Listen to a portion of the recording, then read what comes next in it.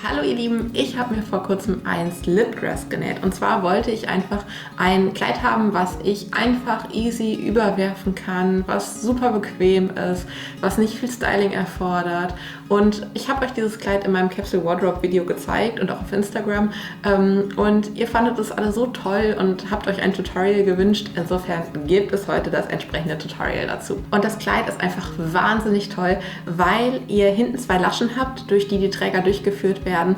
Das heißt, ihr könnt die Träger in der Länge variieren, sodass hier dieser Frontpart höher oder tiefer rutscht.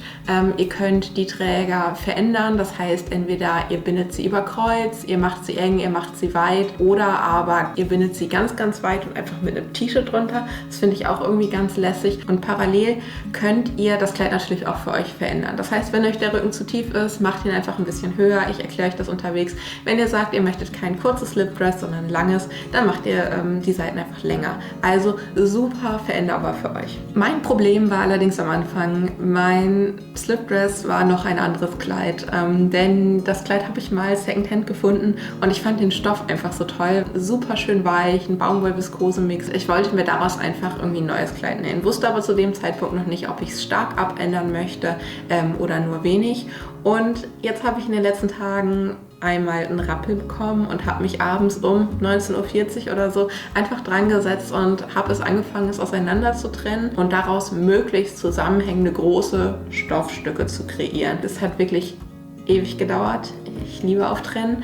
Aber keine Angst, wenn ihr jetzt sagt, hey, ich habe hier aber nicht dieses Kleid, sondern ich möchte es einfach aus dem Stoff nähen. Das ganze Tutorial erkläre ich euch so, dass ihr das einfach aus einem normalen Stoff schneiden könnt. Im Gegenteil ist es sogar wesentlich einfacher. Zum Nähen braucht ihr eigentlich nur die ganz klassischen normalen Nähutensilien. Das heißt eine Schere, was zum Anzeichnen, Stecknadeln, Nägern und ein Maßband. Starten wir direkt mit dem Ausmessen des Kleides, denn das Kleid besteht eigentlich aus einfach nur zwei Rechtecken.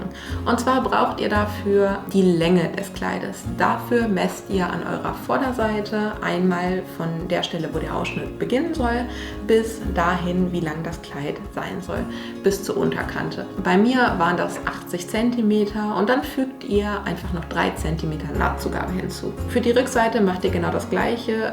Hier entscheidet ihr selber, wie hoch der Rücken sein soll. Bei mir waren das 55 cm und auch da fügt ihr wieder die 3 cm Nahtzugabe hinzu. Ich gebe euch übrigens meine Maße einfach nur, dass ihr einen groben Anhaltspunkt habt, wie lang das bei mir war. Falls ihr sagt, ihr wollt möglichst nah an dieses Kleid heran, habt eine ähnliche Größe, ich bin 1,70 groß, dann könnt ihr vielleicht sogar mit diesen Maßen arbeiten. So, und jetzt haben wir die Längen unserer Rechtecke. Jetzt brauchen wir natürlich noch die Breiten.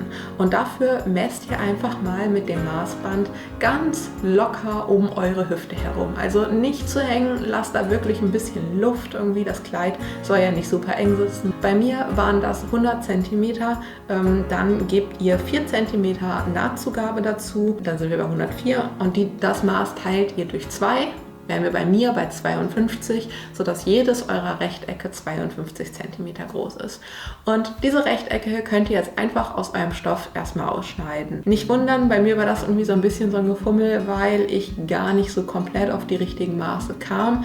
Das heißt, bei mir beim Vorderteil fehlen oben rechts und links 2 so kleine Stücke, aber das macht überhaupt nichts, werdet ihr gleich sehen. Nur ich kam da einfach nicht aus, deswegen habe ich da jetzt keine 2 Rechtecke liegen. Und wenn ihr jetzt sagt, wow, ich finde dieses Streifendesign eigentlich ziemlich cool vorne, das war nämlich nicht freiwillig gewählt, sondern ich habe einfach das meiste aus dem Kleid herausgeholt, dann näht ihr einfach für euer Vorderteil, für eure vorderes Rechteck einfach 4 gleich breite Streifen zusammen, sodass ihr auf das Maß kommt, das ihr haben müsst. Dann hättet ihr genau das gleiche Design, was ich hier habe. So, und dann solltet ihr die beiden Teile einfach mal links auf links zusammenstecken und euch anziehen, dass ihr einfach merkt, okay, passt die Länge ungefähr. Ich mache das immer ganz gerne mit einem Sport-BH, denn dann, ihr habt ja noch keine Träger, könnt ihr euch trotzdem dieses vordere Stück einfach so ein bisschen hier an den Sport-BH anpinnen und es rutscht nichts und ihr könnt in Ruhe an den Seiten arbeiten. Und jetzt könnt ihr auch die Seiten ein bisschen justieren. Also das Vorderteil lasst ihr bitte so, wie es ist,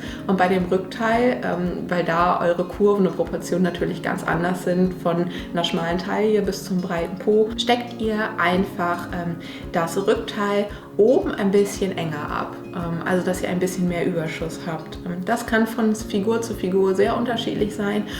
Fühlt da einfach mal irgendwie, wie viel euch das irgendwie zu weit ist. Bei mir waren das nur ein paar Zentimeter. Das Einzige, was ihr beachten solltet, das Kleid sollte nach wie vor über eure Hüfte und über eure Schultern gehen, sodass ihr die Chance habt, weil wir keinen Reißverschluss oder keine Knöpfe einarbeiten, das Kleid nach wie vor irgendwie an- und auszuziehen. Das wäre ganz praktisch. Außerdem, falls ihr seitlich Schlitze haben wollt, so wie ich das habe, dann könnt ihr an dieser Stelle jetzt, wenn ihr das Kleid eh schon einmal anhabt, einmal ausmessen, wie lang ihr eure Schlitze ungefähr haben wollt. Also ich habe meine jetzt schon sehr lang gewählt, die waren 20 cm lang, 15 hätten es glaube ich auch getan. Und jetzt könnt ihr erstmal markieren, wo eure Stecknadeln gesessen haben, einfach mit einer Schneiderkreide, und dann werdet ihr sehen, dass sich am Rückteil einfach so eine schmal zulaufende Linie ergibt. Bei mir war die komplett gerade, die kann bei euch aber auch natürlich gebogen sein, und dann habe ich mit 1 cm Nahtzugabe das Rückteil korrigiert, sodass ihr eher so eine Trapezform bekommt. Übrigens nicht wundern, ich wollte bei mir den Saum erhalten, deswegen ist unten da schon so ein bisschen was abgesteckt. Das sollte bei euch nicht so aussehen. Bei euch sollte es einfach gerade runtergehen. Und was ich jetzt gerade noch vergessen habe, wenn ihr das Kleid anhabt, dann messt euch doch einmal ab, wie breit ihr dieses gerade Stück hier oben am Ausschnitt haben wollt. Ich habe das ungefähr von BH-Träger zu BH-Träger gemacht. Bei mir waren das 24 cm plus, da kommen auch wieder 2 cm Nahtzugabe hinzu, also 26 cm. Diese 26 cm zeichnet ihr jetzt vorne oben an eurem vorderen Rechteck an. Dadurch, dass ich dieses Streifendesign hier habe, habe ich einfach mittig 13 cm nach rechts und nach links gemessen. Da macht ihr euch eine kleine Markierung mit der Schneiderkreide, und dann legt ihr euch das Rückteil seitlich neben das Vorderteil und macht euch da eine Markierung, wo das Rückteil aufhört, damit einfach Vorder- und Rückteil hinterher schön zusammenpassen. Und diese beiden Punkte rechts und links verbindet ihr jetzt und könnt sie abschneiden an der Stelle. Deswegen war es bei mir auch überhaupt nicht schlimm, dass da oben ein bisschen was fehlt. Und dann konnte ich tatsächlich anfangen, das erste Mal zu nähen, denn ich habe alle meine Teile versäubert. Und nun müssen wir noch die letzten 2 Sachen zuschneiden, und dann haben wir auch schon wirklich alles und können alles vernähen. Und zwar sind das zum einen einmal die Belege. Ihr könnt einfach jeweils euer Vorder- und Rückteil nehmen und den oberen Part nochmal aus eurem Stoff ausschneiden. Wirklich in den exakt gleichen Maßen. Auch hier war es bei mir ein bisschen knapp mit dem Stoff.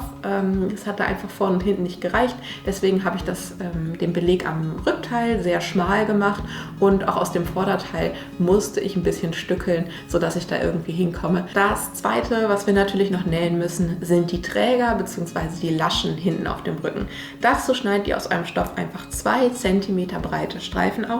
Für die Laschen waren meine Rechtecke 8 cm lang, und die mega langen Rechtecke für die Träger habe ich jeweils 100 cm lang gemacht. Und ich wollte die Träger wirklich super schmal haben. Deswegen habe ich sie einfach in der Hälfte gefaltet und dann jeweils nochmal die rohen Kanten nach innen eingeklappt und dann einfach an der Kante drüber genäht. Ihr könnt das Ganze auch wesentlich breiter machen, wenn ihr breite Träger haben wollt. Ihr könnt das Ganze auch einfach drüber nähen und dann umstülpen, so wie man das klassisch bei Trägern macht. Da meine so schmal waren und ich keine Lust hatte, 100 cm auf links zu drehen, habe ich da einfach drüber genäht. Und ich mache das auch immer einfach gerne direkt vor der Nähmaschine, falte mir das dann so in sich zusammen. Es ist ein bisschen Fummelarbeit, aber für mich einfach der schnellste Weg, wie ich da hinkomme, und dann bügele ich die Träger im Nachhinein einfach glatt. Wenn euch das zu unsicher ist oder zu flutschig, je nachdem, was für einen Stoff ihr verwendet, dann könnt ihr natürlich auch die Träger im Vorfeld bügeln, also einmal in die Hälfte, dann nochmal wieder einklappen, nochmal drüber bügeln, dann habt ihr es beim Nähen einfach ein bisschen einfacher. Und nun können wir auch schon die Belege annähen. Dafür nehmen wir unser Vorderteil und legen Beleg und Vorderteil rechts auf rechts aufeinander und schieben dann die Träger von unten einfach ein paar Zentimeter zwischen diese Lagen und über die Lagen hinaus. Das stecken wir mit Stecknadeln fest. Und dann werden die beiden Teile an den 3 Seiten zusammengenäht. Bei den Trägern näht da ruhig ein paar Mal vor und zurück, dass die auch wirklich safe fest sind. Die Ecken schneide ich ein ganz kleines bisschen ein. Und dann habe ich noch, damit die Kante schön gerade und crisp ist, die obere Kante abgesteppt. Das heißt, einfach von einem Träger zum nächsten die Nahtzugabe knappkantig an den Beleg festnähen. Das Ganze wird dann umgestülpt und dann ist der Beleg am Vorderteil fertig. Genauso macht ihr das beim Rückteil, außer dass hier natürlich nicht die Träger dazwischen gelegt werden, sondern ihr schiebt von unten die beiden Laschen zwischen Beleg und Rückteil. Auch da wieder rechts auf rechts, klar. Ihr könnt das für euch mal anstecken, welche Entfernung für euch da passt. Bei mir waren die beiden Laschen so circa 12 bis 13 cm auseinander. Für mich hat das gut funktioniert, sodass, wenn ich die Träger zuziehe, die Laschen rutschen ja aneinander, dass das von der Weite her noch schön harmonisch war. Aber auch das ist komplett euch überlassen. Und dann werden die Kanten wieder aneinander genäht und die obere Kante wieder von rechts nach links einmal abgesteppt, damit ihr eine schöne glatte Kante bekommt. So, und jetzt sind wir auch schon fast fertig, denn es werden Vorder- und Rückteil zusammengenäht. Das heißt, ihr legt beides rechts aufeinander und näht einfach rechts und links die Kanten entlang. Wichtig, markiert euch die Stelle, wie lang euer Schlitz sein soll, also zum Beispiel 20 cm, und näht Vorder- und Rückteil nur bis zu dieser Stelle zusammen. Dann werden die Nahtzugaben jeweils auseinandergebügelt, dass sie schön flach liegen, und zwar wirklich komplett bis unten, also auch am Schlitz entlang, einfach schön mit 1 cm umbügeln, denn dann könnt ihr diesen Schlitz ganz, ganz simpel nähen, indem ihr einfach von unten nach oben über den Schlitz näht, dann im 90-Grad-Winkel rüber auf die andere Seite und dann dort wieder zurücknäht, und so einfach ist der Schlitz dann auch schon fertig. So, und als allerletztes könnt ihr jetzt noch den Saum einfach zweimal jeweils 1 cm umschlagen, also so einrollen, drüber bügeln und dann einfach festnähen. Ich brauchte das nicht, weil ich mir ja den Saum vom Originalkleid erhalten habe. Das heißt, ich musste einfach nur an so ein paar kleinen Stellen den Saum wieder fixieren, da wo ich den Schlitz eingenäht hatte. Und dann seid ihr auch schon fertig und ihr solltet euer Traum-Slipdress vor euch haben. Ich liebe das Kleid. Ich finde es einfach so bequem und das perfekte Sommerkleid. Ich habe vielleicht auch noch Lust, daraus Variationen zu nähen. Ich könnte mir tatsächlich auch noch vorstellen, das gleiche Kleid vielleicht mit breiten Trägern und in einer Midi-Länge zu nähen. Ich hoffe, das Video hat euch gefallen und es hat euch nicht zu sehr gestört, dass ich diesen Erklärpart jetzt im Nachgang gemacht habe, weil ich einfach zu dem Zeitpunkt noch nicht wusste, ob daraus ein Videotutorial wird. Vielen Dank fürs Zuschauen, bis zum Ende dranbleiben und viel Spaß beim Nähen. Und dann sehen wir uns in der nächsten Woche wieder. Bis dann!